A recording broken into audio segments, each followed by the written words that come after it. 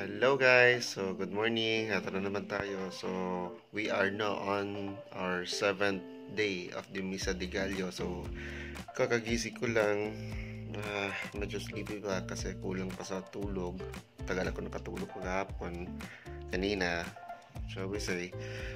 Ito, nilalabanan pa rin ng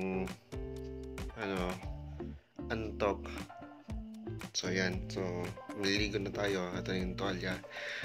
Maliligo na tayo ngayon. So magbibihis, then papaalam tayo kay wife. So maya alis na tayo. Okay? So paano? Prepare muna ako. See you later. Hello guys. So ito, naka-ready na. Kakatapos ko ng naligo and then nagbihis. So nakapagpaalam na tayo kay wifey. So ito, yung papagana ng araw natin. Inom muna tayo ng tubig.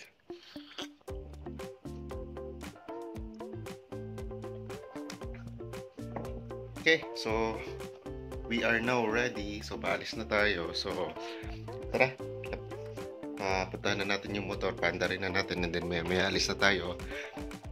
So see you later sa simbahan. Kailangan makahabol pa ako doon para makakuha na ako ng upuan.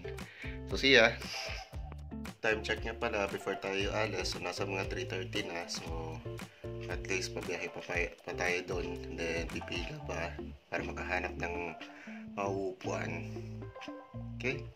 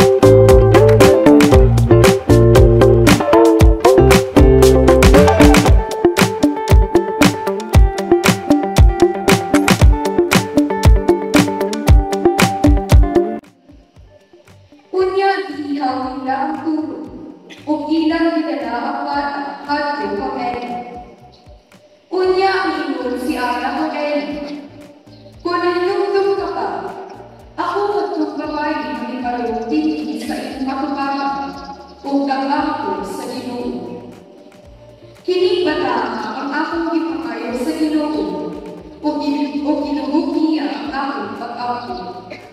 Pusa, itugyan ko siya sa Ginoo, aron makalakad siya kaniya sa tibuok niya.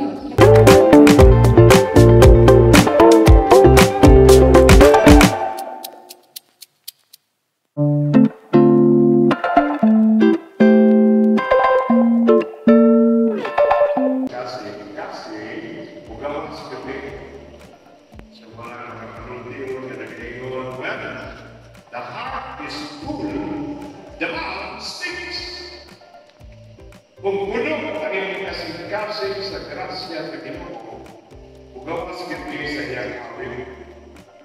Awin sa pagdari, kasalamat, awin sa kalipay. Nadigan sa kasing-kasing dili pangpako. Dili superficial, dili pagkakatino. Nag-awit siya ang dayon. Ani ang awit, usa ka pagmadayang at magbibigay sa iyang sa budol sa lahat sa